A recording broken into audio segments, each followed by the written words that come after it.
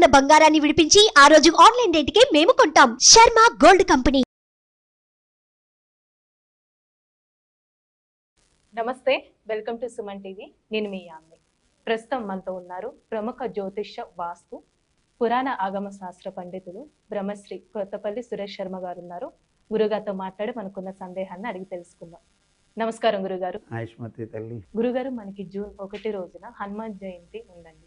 ఆ రోజు ఆంజనేయ స్వామిని ఏ విధంగా ఆరాధిస్తే మంచిదంటారు? అసలు ప్రత్యేకంగా ఆ రోజు మంత్రం అంటూ జపిస్తే ఏ విధంగా ఉంటుంది? సహజంగా ఆంజనేయ స్వామి వారి జయంతిని నార్త్ వాళ్ళు ఒక రకంగా చేసుకుంటారు, మనం ఒక రకంగా చేసుకుంటాం. 2 సార్లు అందుకే వస్తుంది మనకి. అయితే మనకి రామాయణంలో వాల్మీకి రాసిన ప్రకారం వైశాఖ మాసంలో బహుళపక్షంలో దశమి రోజు ఆయన జన్మించినట్టుగా పూర్వభాద్రలో నేను జన్మించినట్టుంది. అయితే ఇక్కడ 31వ తారీఖు పూర్వభాద్ర ఉంది, 1వ తారీఖు దశమి ఉంది. సో హనుమత్ జయంతి చేసుకునే వాళ్ళు నక్షత్రం ప్రకారం చేసుకోవాలనుకుంటే 31వ తారీఖు వెళ్ళాలి. తిథి ప్రకారం చేసుకోవాలనుకుంటే 1వ తారీఖు వెళ్ళాలి. 2 రోజులు కలిపి చేసుకుంటే ఎలాంటి గొడవ ఉండదు, ఆనందంగా చేసుకోవచ్చు. ఇప్పుడు మీరు శ్రీరాముడు ఉన్నారు, మనం ఏమంటాం? శ్రీరామ నవమి అంటాం. నవమి అన్నప్పుడు నవమి కదా తిథి చెప్తుంది, కాబట్టి తిథి ప్రాధాన్యంగా శ్రీరాముడికి మనం నవమినే చూస్తుంటాం. కానీ మీరు కనుక భద్రాద్రి కళ్యాణాన్ని కనుక చూస్తే నవమితో పాటు కనుక పునర్వసు నక్షత్రం ఉంటే మహోన్నతమైందని చెప్పి స్థానాచార్యులు కూడా చెప్తుంటాడు. సో ఈ 2 కలిసి రానంత మాత్రాన మనమేమి వరి అవ్వాల్సిన అవసరం లేదు. పూర్వభాద్ర నక్షత్రం ముందు రోజు 31వ తారీఖు ఉంది. ఆ రోజు హనుమత్ జయంతి కిందన కొంతమంది ఏంటంటే 1వ తారీఖు అని పంచాంగాల్లో దశమినే తిథి కింద, అంటే శ్రీరామనవమి, కృష్ణ అష్టమి, వినాయక చవితి అంటే తిథికి ప్రాధాన్యం ఇచ్చి చేసేసారు. మనం కూడా కాంట్రవర్షన్ ఎక్కర్లేదు. కానీ పూర్వభాద్ర నక్షత్రం ఆయన జన్మించాడు కాబట్టి 31వ తారీఖున అట్లాగే 1వ తారీఖున కలిపి మీరు అడిగినటువంటి ఒక అద్భుతమైన శుభాలు పొందడానికి ఒక మంచి అద్భుతమైనటువంటి ఒక క్రియ మనం చేయొచ్చు ఆంజనేయ స్వామికి. అద్భుతమైనటువంటిది ఏమిటి అంటే, సహజంగా మీకు అప్పాల గురించి ఐడియా ఉంటుంది. ఆంజనేయ స్వామికి అప్పాలు చేస్తారు. ఈ అప్పాలు చేసిన తర్వాత చాలామంది ఏం చేస్తారంటే బెల్లము వరిపిండితో నేతిలోనో నూనెలోనో కాల్చి అప్పాలు తీసుకెళ్ళి స్వామివారికి పెడతారు.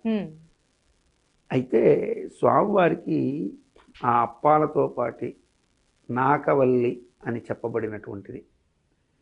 నాకవల్లి అంటే మీకు అర్థం కాదు. అంటే నాగవల్లి అంటే పెళ్లిలో అంటారు. నాది నాకబలి. నాకబలి నాగ కాదు, నాగ వేరు నాకం వేరు. నాకం అంటే స్వర్గం, స్వర్గాన్ని నాకము అంటారు. అంటే కన్యాదానం తీసుకునే సమయంలో నాకదేవతలు అంటే స్వర్గంలో ఉన్నటువంటి దేవతలకు సంబంధించి పితృదేవతలకి నాంది శ్రాద్ధాంతాలని పెట్టి ఆ దేవతలను స్మరించుకొని పితృదేవతల్ని వారికి కన్యాదాన ఫలితం అందేటట్టుగా నాకవల్లి అని చేస్తారు. అది నాగవల్లి అని అలవాటు అయిపోయింది. ఇప్పుడు మనకి అదే నాగవల్లి అనే పేరుతో మీకు మంత్రాలు ఉంటాయి.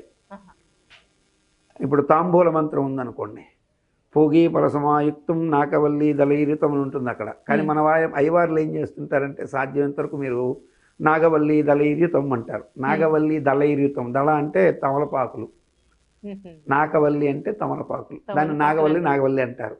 ఆంజనేయ స్వామి వారికి అత్యంత ప్రీతిపాత్రమైంది తమలపాకు. అది దానికి చాలా చాలా రకరకాల, అంటే సీతమ్మ రాముల వారు నాకే చూశారని, వారు నారిక వండింది కాబట్టి నాకు ఇంకా ఎర్రగా వండాలని సున్నం తీసుకున్నాడని, అది ఆ సున్నంతో కాక సింధూరంలో ముంచుకుని ఒళ్ళంతా ఎర్రగా చేసుకున్నాడని, ఆయనకి ఇష్టమైంది తమలపాకులని రకరకాల కథలు ఉంటాయి. అయితే వాస్తవం ఏంటంటే నాకము అంటే స్వర్గంలో అమృతంతో పాటు పుట్టింది తమలపాకు. నిత్యం తాంబూల సేవనం చేసేవారికి అనారోగ్యాలు కూడా తగ్గుతాయని కూడా ఆయుర్వేద శాస్త్రం చెప్తుంటుంది. సో ఈ నాకవల్లి అనేటువంటి తమలపాకులు తీసుకొని చక్కగా ఇప్పుడు మనకి నిజమైనటువంటి సింధూరం, ఆంజనేయ స్వామికి మనం సింధూరం అప్లై చేస్తుంటాం, గంగ సింధూరం.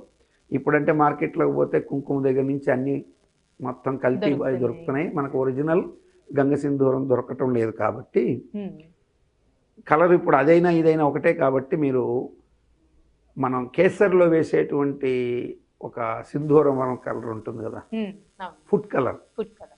ఆ ఫుడ్ కలర్ని చక్కగా తీసుకొని మీరు ఒక చిన్నపాటి గిన్నెలో ఆ ఫుడ్ కలర్లో చక్కగా తేనెని కలిపి చక్కగా ఒక చిన్నపాటి టూత్పిక్ తీసుకొని బాగా లూజ్గా కలుపుకోవాలి పలుచటి తేనెతో. ఆ సింధూరాన్ని కలిపిన తర్వాత జాగ్రత్తగా ఒక్కొక్క తమలపాకు మీద శ్రీరామ శ్రీరామ శ్రీరామ శ్రీరామ శ్రీరామ అని పైన రాస్తూ, పైన శ్రీరామ కింద శ్రీరామ అని రాసి మధ్యలో ఓం మహా హనుమతే నమః, ఓం మహా హనుమతే నమః అని రాసి ఈ తమలపాకులన్నీ జాగ్రత్తగా ఒక్కొక్కటి ఒక హారంలాగా, లేకపోతే చక్కగా వాటిని ఇలా వెనక్కి ఫోల్డ్ చేసి కనపడుతున్నట్టుగా జాగ్రత్తగా ఆరిన తర్వాత, అంటే ముందు రోజు మనం 2 రోజులు వచ్చింది కదా, పూర్వాభాద్ర నక్షత్రంలో ఎలా తయారు చేసుకొని దాన్ని జాగ్రత్తగా ఆరిపెట్టేసి ఫ్యాన్ కింద ఒక్కొక్కటి జాగ్రత్తగా ఫోల్డ్ చేసుకొని సన్నపాటి దారంతో చక్కగా ఒక మాలికని సిద్ధం చేసుకొని స్వామివారికి అప్పాలు చెప్పాను కదా ఇందాక, బెల్లంతో చేస్తాం. బెల్లంతో చేసే అప్పాలు కాకుండా చెరకు రసం, ఇప్పుడు ఎక్కడికి పోయినా మనకి చెరకు మిషన్లు వచ్చాయి కాబట్టి చెరకు రసం ఉంటుంది.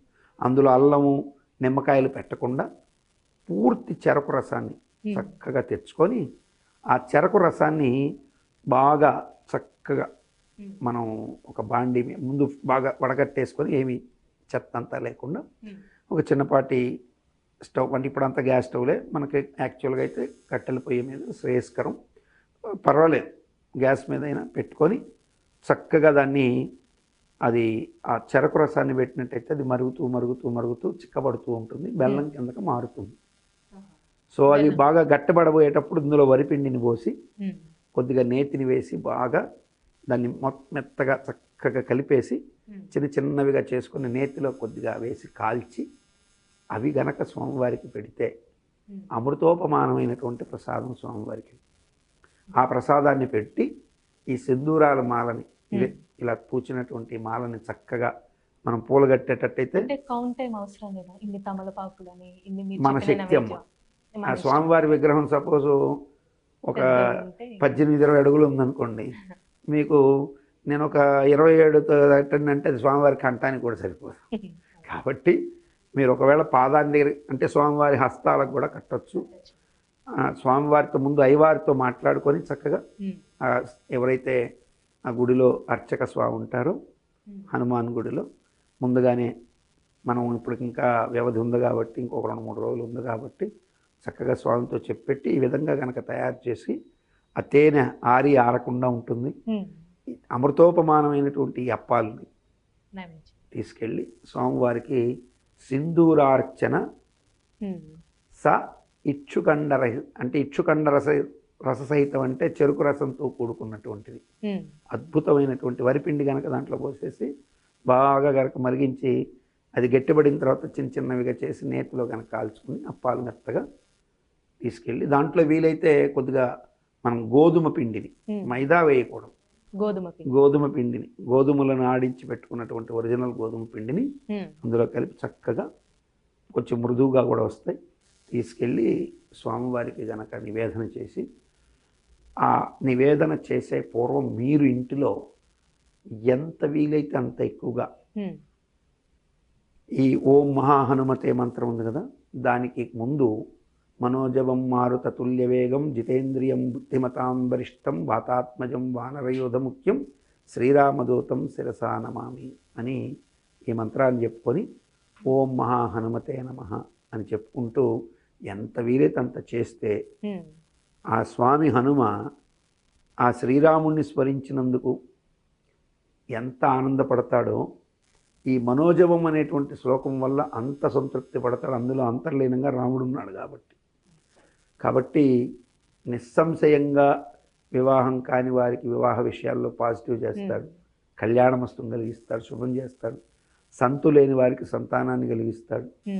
అట్లాగే సంపదలని, ఆయురారోగ్య, ఐశ్వర్య, ముఖ్యంగా ప్రశాంతతను కోరుకున్న వాళ్ళకి తప్పక ఆ ప్రశాంతతని స్వామి ప్రసాదిస్తాడు. తప్పక ఇలా చేయాలి, నేను చేశాను కాబట్టి నాకు తెలుసు.